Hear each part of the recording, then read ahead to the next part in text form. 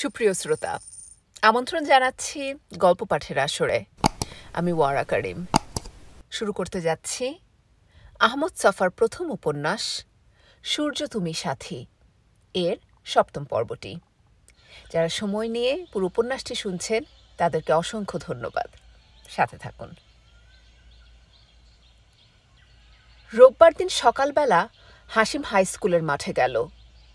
যাবার সময় চন্দ্রকান্তকেও সঙ্গে করে নিয়ে গেল। সমিতির লোকেরা বক্তৃতার প্যান্ডেল তৈরি করছে। মাঠের মধ্যে নানা রকম প্ল্যাকার্ড পুঁতে রেখেছে। বড় বড় কি যেন লেখা লাল কালিতে। ওখানে নাকি কলেরা মহামারীর প্রতিকারের দাবি, খাবার জিনিসের দাম কমাবার দাবি লেখা আছে। কেউ কারো ওপর খবরদারি করছে না, কেমন নীরবে সুশৃঙ্খলভাবে কাজ করছে। মনির আহমদের ফুরসত নেই।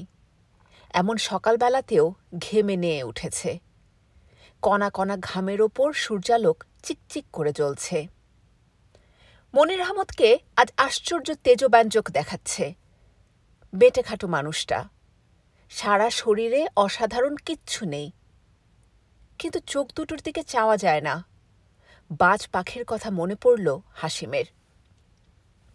মুখের দিকে চেয়ে বুকের কথা বলে দিতে পারে, তেমনি অন্তর্ভেদী তীক্ষ্ণ গভীর চাউনি। চারদিকে নতুন পরিবেশ। দেখে শুনে চন্দ্রকান্তের চোখ তো চড়ক গাছ। চারা দিয়ে ওঠে কৌতুকবোধ। জয় রাধা মাধব, কোথায় নিয়ে এলি ভাইপো? রাধা মাধবের উদ্দেশ্যে দুহাত জোর করে প্রণাম করে হাসতে থাকে। বিরাট কোদাল কোদাল দাঁতগুলো হাসির তোড়ে বেরিয়ে পড়ে। মনির আহমদ নীরবে এসে হাসিমের মাথায় হাত রাখে। হাসিম ভাই, কখন এসেছ? একটু আগে। চন্দ্রকান্ত চাচাও এসেছে। কই? চাচা, কাজের খুব তাড়াতাড়ি, বেশি কথা বলতে পারছি না, এসব চেনা জানা করিয়ে দিই। মনির আহমদ দুজনকে নিয়ে সকলের সঙ্গে পরিচয় করিয়ে দিল। দুজনকে খুব আনন্দের সঙ্গে গ্রহণ করল সকলে। আন্তরিকতার স্পর্শে অল্পক্ষণের মধ্যে তাদের সংকোচ কেটে যায়। খুব সহজভাবে সকলের সঙ্গে মিলেমিশে কাজ করতে থাকে। চন্দ্রকান্তের উৎসাহ হাসিমের চেয়ে বেশি। এটা কি ওটা কি জেনে নিয়ে প্রত্যেকটা কাজ বেশ আগ্রহ সহকারে করে যাচ্ছে।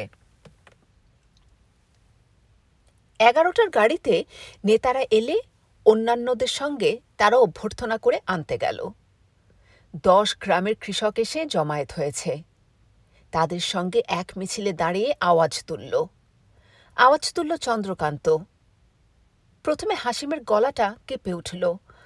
জিহ্বায় কেমন জড়তা, কিসের যেন আওয়াজ একসঙ্গে সমুদ্রের মতো ফেটে পড়ছে। কোত্থেকে হাসিমের বুকেও এলো সাহস।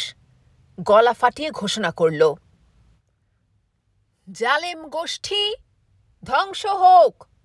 চাষি মজদুর ভাই ভাই, অন্ন চাই, বস্ত্র চাই, লাঙল যার, জমি তার।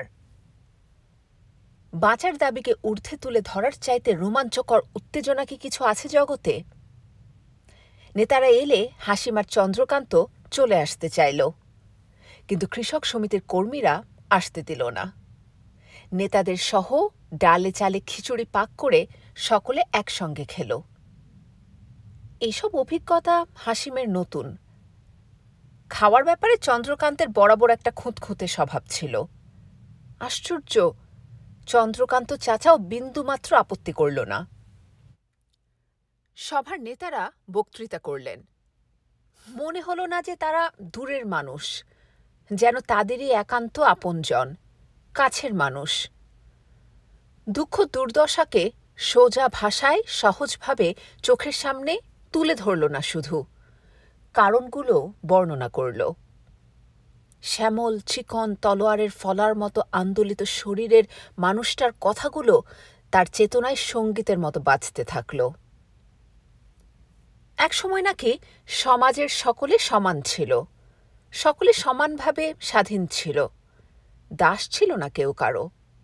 সকলে সমানভাবে পরিশ্রম করত, সমানভাবে ফল ভোগ করত। কেউ বড়, কেউ ছোট ছিল না। মানুষ মানুষের মেহনত চুরি করে মানুষকে দাস বানিয়ে রেখেছে। কৃষক শ্রমিকের বুকের খুন ঝরা মেহনত চুরি করে ধনী হয়েছে মানুষ। মেহনতি মানুষের বুকের তাজা রক্ত তাদের বাগানে লাল লাল গোলাপ হয়ে ফোটে। সহস্র রকম পদ্ধতিতে বুকের রক্ত শুষে নিচ্ছে। হাসিম যেন চোখের সামনে শোষণের নলগুলো দেখতে পেল। সর্বশক্তি প্রয়োগ করে এ শোষণের পথ বন্ধ করতে হবে।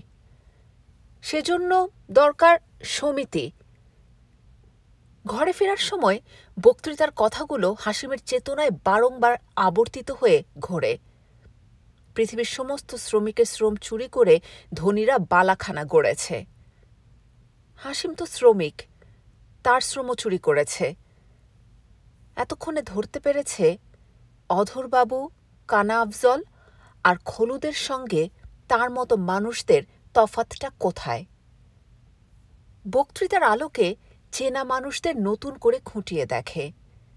তাদের শরীর থেকে যেন লাল লাল তাজা রক্ত ঝরছে, আর অধরবাবুদের মুখে রক্তের লাল ছোপ।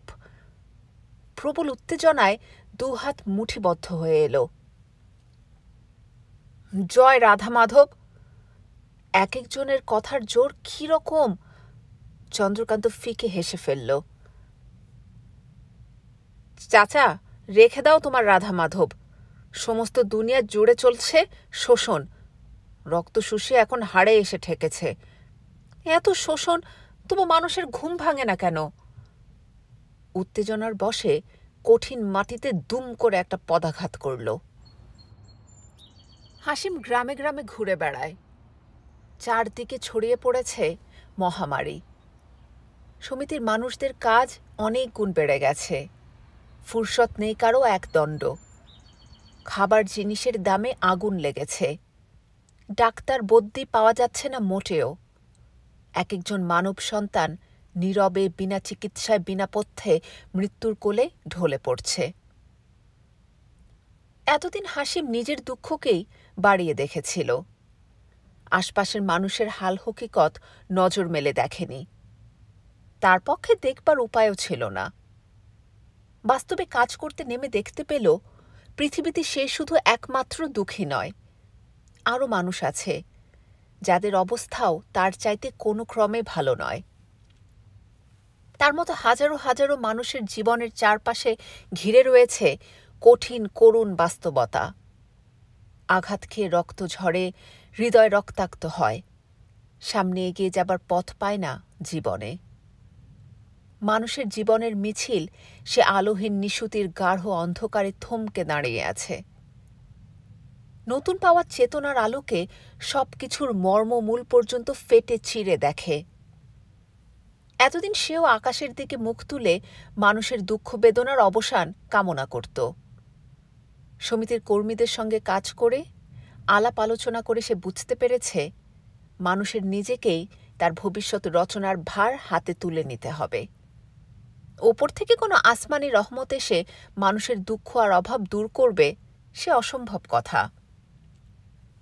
হাজার মানুষের দুঃখ বেদনার সঙ্গে সে যখন তার নিজের দুঃখ মিলিয়ে দেখল, অনুভূতির আয়নাতে সুন্দর ধারণা ফুটে উঠল।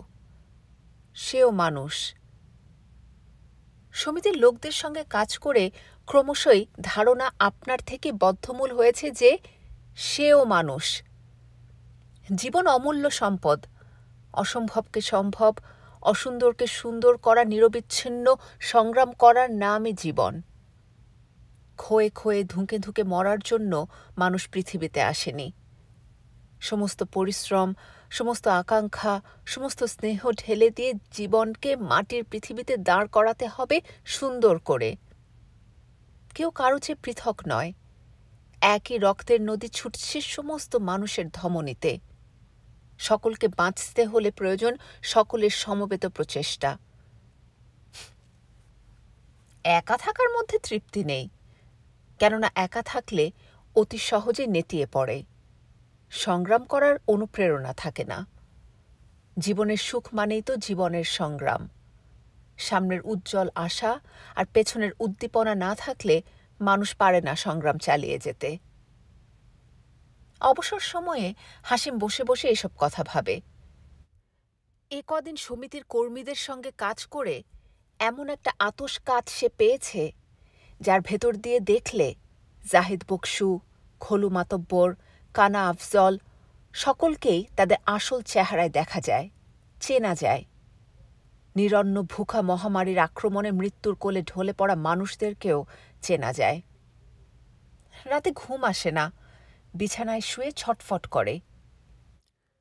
সমিতির জেলা অফিস থেকে কাজ করবার জন্যে একটা মানুষ এসেছে। সারাদিন তাদের সঙ্গে ঘুরে মরা পোড়ায়, কবরস্থ করে, রোগীর সেবা করে, দুটো পেলে খেয়ে শুয়ে পড়ে যেখানে সেখানে। যেমনি সরল তেমনি কঠিন মানুষটা। বেশ লেখাপড়া জানে, সকলের কেরামত ভাই। কত কত দেশ ঘুরেছে। কেরামত ভাই চাঁটকিয়ে ভাষায় কথা বলতে পারে না, তবু মর্মার্থ বুঝতে তাদের কারো অসুবিধা হয় না। হাসিমের মনে হয় স্নেহ, প্রেম আর ভালোবাসার ভাষা দুনিয়ার সব দেশে এক। আরেকটা তেমন ভাষা আছে, তাও এক, সে সংগ্রামের ভাষা। ঘরে আসতে পারে না বেশি। দলা দলা মানুষ মরছে, মাটি দিতে হচ্ছে, পোড়াতে হচ্ছে। জাত বিচারের সময় নেই। জাত বিচার করলে যে মৃতের সৎকার হয় না। এ পর্যন্ত ছেলে, বুড়ো, জোয়ান সব মিলিয়ে মরেছে ১২৫ জন। মনির আহমদ শহরে গিয়ে ওপরে দরখাস্ত করে ডাক্তার আনিয়েছে। পুকুরের পানিতে ওষুধ ছড়িয়ে দিয়েছে। পানিতে রোগের পোকা বাড়ে, জীবাণু মিশেল পানি খেলে রোগ সংক্রামিত হয়। টিকা দেবার ব্যবস্থা করেছে। গ্রামের মানুষ টিকা নিতে চায় না, তাতে নাকি ঈমান চলে যায়। এ কথা শুক্রবারের জামাতে ফয়েজ মস্তান মুসল্লিদেরকে বলে দিয়েছে।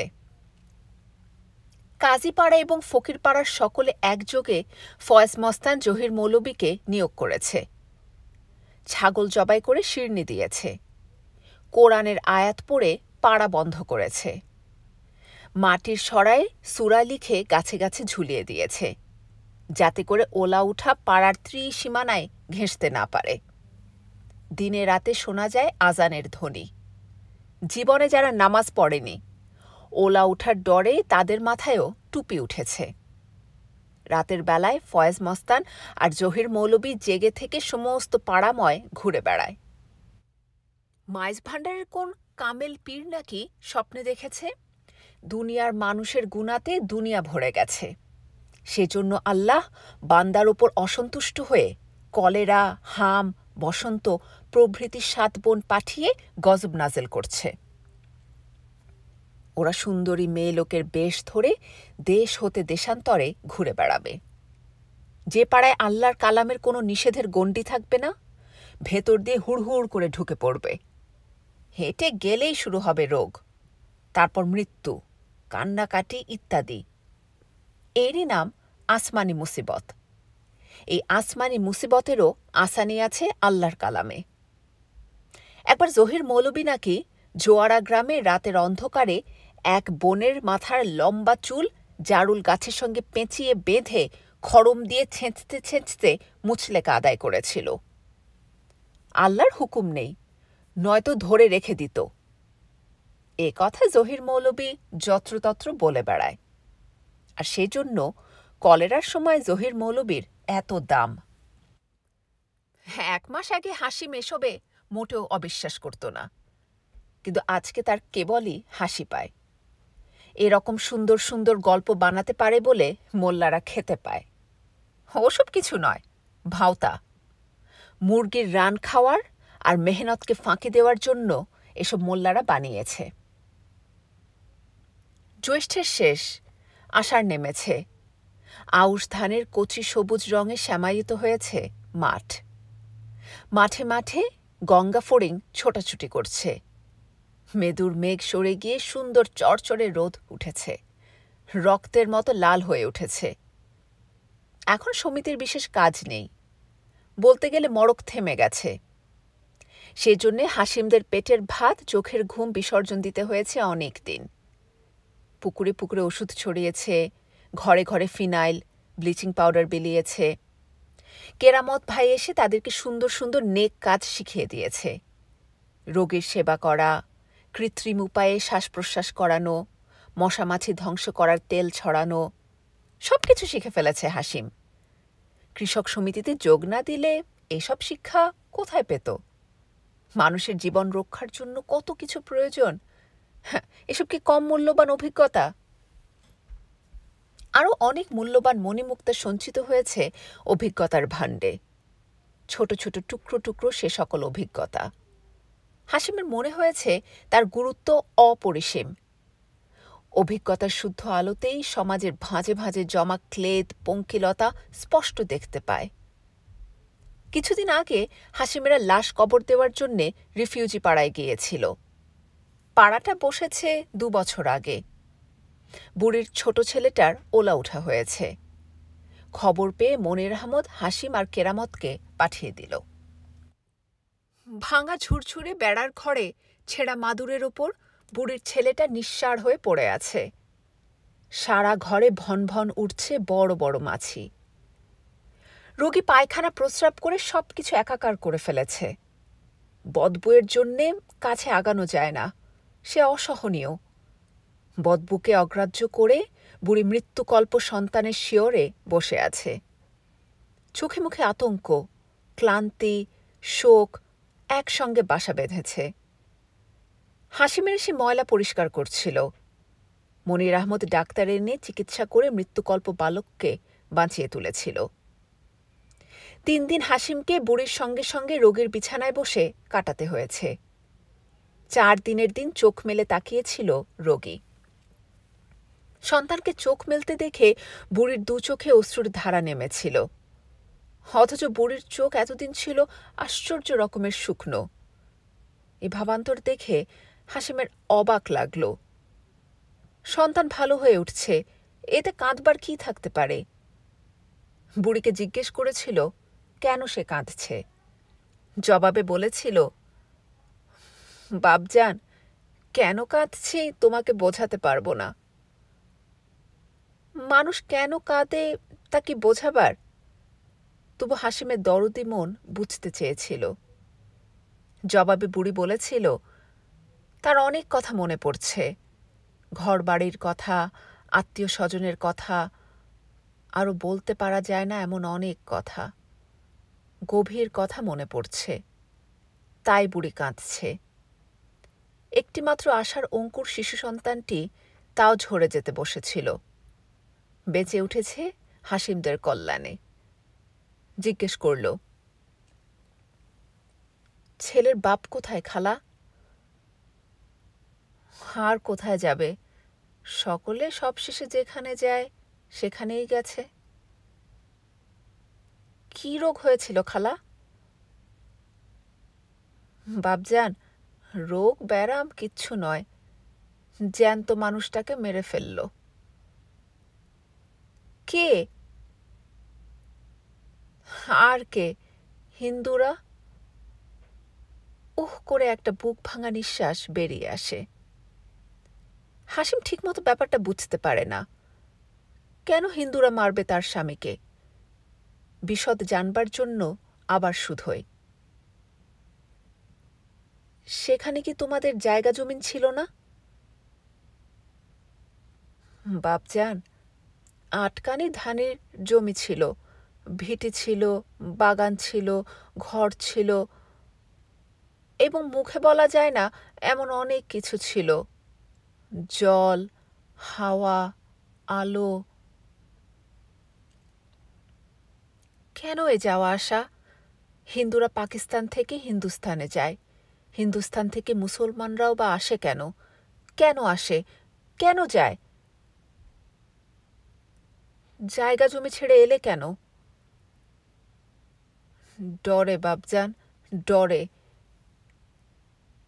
কার ডরে? জানো না বাজান, হিন্দুদের ডরে। এদেশেও তো রোগে আর অভাবে মরণের অবস্থা হয়েছে। বাপজান, মরণের কি ভয়? তাহলে ভয় কারে? ভয় তো হিন্দুদের। ভয় শুধু হিন্দুকে? হিন্দুরা কি মরণের চাইতেও ভয়ঙ্কর? হিন্দুদের মধ্যে কি ভালো মানুষ নেই? মুসলমানদের মধ্যে কি খারাপ মানুষ নেই? জাহেদ বকশু, খলু মাতব্বর, কানা আফজল, এরা কি ভালো মানুষ? হেডমাস্টার গিরিজা শঙ্কর বাবু, যিনি মুসলমানের ছেলের প্রাণ রক্ষা করে নিজের প্রাণ দিলেন, তিনি কি খারাপ মানুষ? হাসিমের ধারণা কানা আফজল আর অধর বাবুরা একযোগে তো মৃত্যুর ব্যাপার করে। ওরা হিন্দু নয়, ওরা মুসলমান নয়, ওরা এক জাত, অত্যাচারী। এই সত্যটা মানুষ বোঝে না কেন? কেন বোঝে না? ভয়ানক দুঃখ হয় যে দুঃখের কোনো রূপ নেই। আপাতত সমিতির কাজ চুকিয়ে বুকিয়ে দিয়েছে, এখন ঘরে ফেরা দরকার। সুফিয়ার কথা চিন্তা করে শঙ্কিত হয়ে ওঠে আসিম। তার দিন কিরকম করে কাটছে কে জানে। সেদিনই বাড়ির উদ্দেশ্যে পথে বেরিয়ে পড়ে। বাড়াবাড়ির বটতলার নবীর দোকানের পাশ দিয়ে যাবার সময় তাকে দেখে দোকান ভর্তি মানুষ সশব্দে হেসে ওঠে। সম্মিলিত হাসির শব্দে একটু দিশাহারা হয়। অন্যদিন হলে ভয় পেত, আজকে তার করুণা হলো। কোথায় দাঁড়িয়ে আছে জানে না বলেই হাসছে ওরা। তাদের স্থান কোথায় যদি সঠিকভাবে জানতে পারত, তাহলে তাদের হৃদয়েও দয়া জাগত, উথলে উঠত প্রেম। তাকে টিটকিরি দেয়, গায়ে মাখে না হাসিম। ছতুর বাপ তসবি রেখে দাড়ি দুহাতে মুঠি করে শ্লোক উচ্চারণ করল। অকুলীন কুলীন নইব, কুলীন নইব হীন, অকুলীনে দুড়াইব ঘোড়া, কুলীনে ধরিব জিন। ধীরে ধীরে হাঁটতে হাঁটতে তাদের কথাগুলো ওজন করে দেখে হাসিম। কোনো মানুষের ভালো কামনা করার মতো মন এদের নয়। তেমন তীক্ষ্ণ নয় দৃষ্টিরেখা, গভীর নয় অনুসন্ধিৎসা, প্রবল নয় ভালোবাসা। তাই কেউ ভালো কাজ করতে গেলে সম্ভাব্য সকল উপায়ে নাজেহাল করা চাই তাদের। এটা তাদের মনের চরম দুর্বলতার অভিব্যক্তি। যার কিছু করার ক্ষমতা আছে করবে। বেহুদা কথা কয় না সে। তাদেরকে তো চিনেছে হাসিম। তাদের পরিচয় কি অনুৎঘাটিত? তাদের প্রাণ আছে বটে শরীরে, তবে সে প্রাণ নিজেদের এখতিয়ারে নয়, জাহেদ বকশুর হুকুমে লাগানো অথবা খলু মাতব্বরের দাঙ্গায় বিসর্জন দেবার জন্যে তৈরি করে রেখেছে। মানুষের লহুর স্পন্দন তাদের শিরায় কই? পাড়ায় ঢুকবার মুখে নারী কান্নার তীক্ষ্ণ শব্দ তার কানে আসে। অভ্যেস অনুসারে স্বরের অনুসরণে ছোটে। তার নিজের পাড়ায়ও কি লাগলো ওলা ওঠা? জহির মৌলবী কি কিছু করতে পারল না নাকি? কি করতে হবে মনে মনে সে কথা চিন্তা করে। পুকুরের পশ্চিম পাড় ঘেঁষে চিকন ঘাসে ঢাকা কর্দমাক্ত পিচ্ছিল পথটা বেয়ে অতি সন্তর্পণে হাসিম হাঁটতে থাকে। যে কোনো মুহূর্তে সাপে কাটার আশঙ্কা। তখন সন্ধ্যা চারদিকে, জীবন্ত অন্ধকার পৃথিবীকে গ্রাস করেছে। সে আধার সাত্রে ছদুর মার উঠোনে এসে দাঁড়াল। ছদুর মা গলা ছেড়ে কাঁদছে। এবার তার কাঁদবার ঋতু। বউটা এক গালে একটা হাত নিয়ে স্বামীর মৃত্যুর সংবাদটা যাচাই করছে। কদিন আগেও জোয়ান মানুষটা বেঁচে ছিল।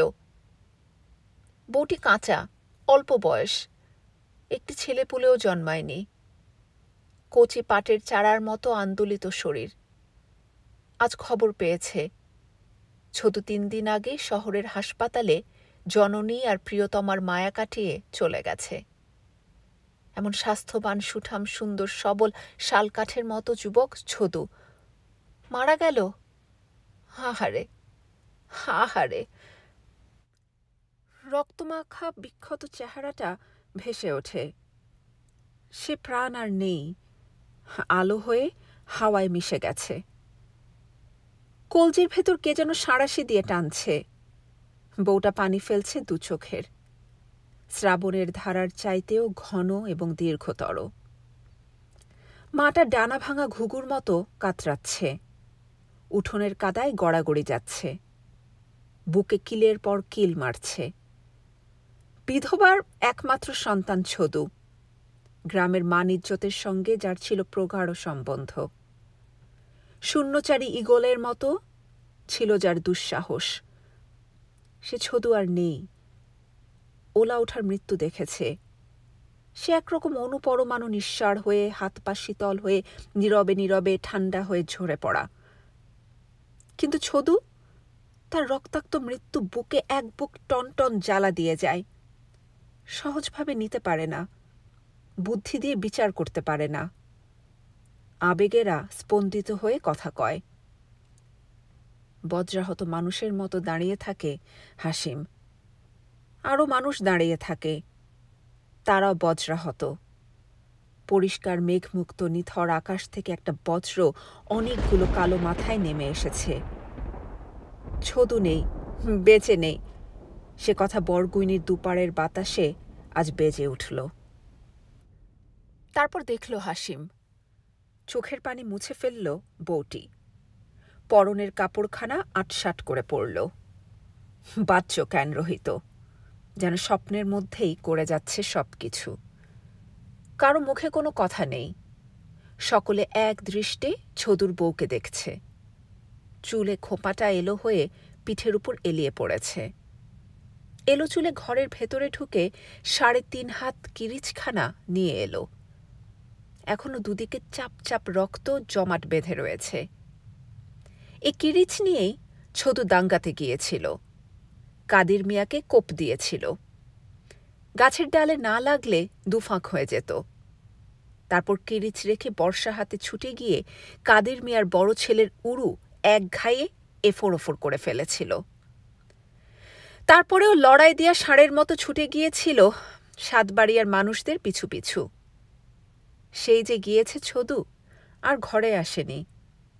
মর্মান্তিকভাবে আহত হয়ে থানা হাসপাতালে, থানা থেকে সদর হাসপাতালে, সদর হাসপাতাল থেকে একদম জীবনের ওপারে।